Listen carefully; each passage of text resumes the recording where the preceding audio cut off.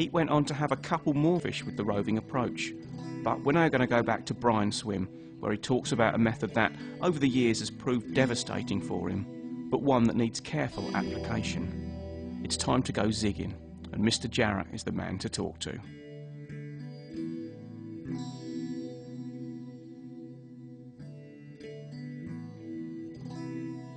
Zig rigging, I think, is the most exciting way of fishing.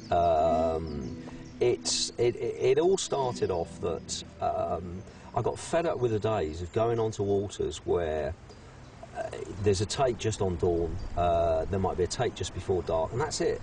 Now, you can't tell me that the carp are only feeding at those times, because you go out in a boat or you get up in a tree and you see these fish sort of ambling around in the upper layers of the water, or where you get high pressure where they're all pushed up. I mean, obviously that's a very comfortable area to be, but the one key thing that kept coming back was the top 2 foot of water was the hot spot. The number of occasions that you sat there on the same spot as well. It's not. I tend to sort of move a zig around an area, but also if I've got a baited area, I'm much happier fishing a zig over the top of bait. So once I've found a spot and I've baited it up, I'll normally stick one straight up on a zig before I start spodding, so I'm actually spodding over the top of the zig. The number of times that goes off, literally within the foot, you know, after the first spot come in, you're halfway back in with a spot and it's gone.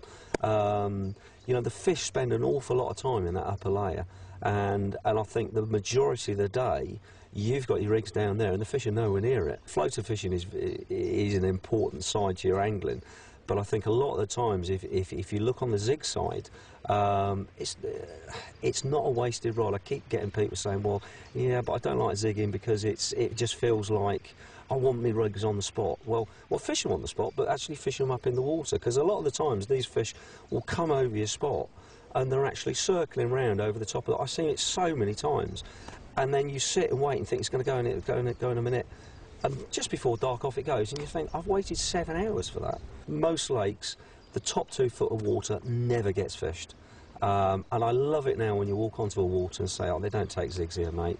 I mean, the first, that's normally when 2 zigs go out and the third one on the bottom. Okay, I'm just bringing the zig back in at the moment. I've had it over there on the far bank. I think what I'm going to do is just drop it, the centre section through the lake's about 12 foot deep, so we've got a 10 foot zig on it just to get that 2 foot of the top 2 foot of the water.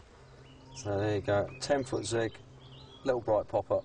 And lead size, I don't think it really matters on your lead size. I mean, a lot of people say use the lightest lead you possibly can. I've never really found that. I tend to use very strong indicators so the line's really under tension. And on a single beep on a zig, I'll strike it, or not strike it, but pick the rod up and lean into it. Okay, so we're just about ready to recast this zig. Now, obviously, if you've got background like this, which is just wood chippings, you can lie your rig on there, it's not going to snag anything, and it's going to go out there quite easily, so that's not a problem. But if you've got background like this, where you've got bits of brambles and stinging nettles and all sorts of things, if you lay your rig on there, obviously it's going to catch on that on the cast out, which is no good. So what we do in that situation is literally just take a bucket lid, place a bucket lid behind you, and then just pop the rig on top, and that's it. And then just get in your normal position, extend your arms, and then smoothly just casting through and just stopping it on the clip so that the whole lot's going to sink down really nicely, throwing the rig away from the lead, and you're perfectly presented. So just set that indicator on there, so that's pulling back on there all the time. The first beep on it, we can pick it up and we know there's a fish on there.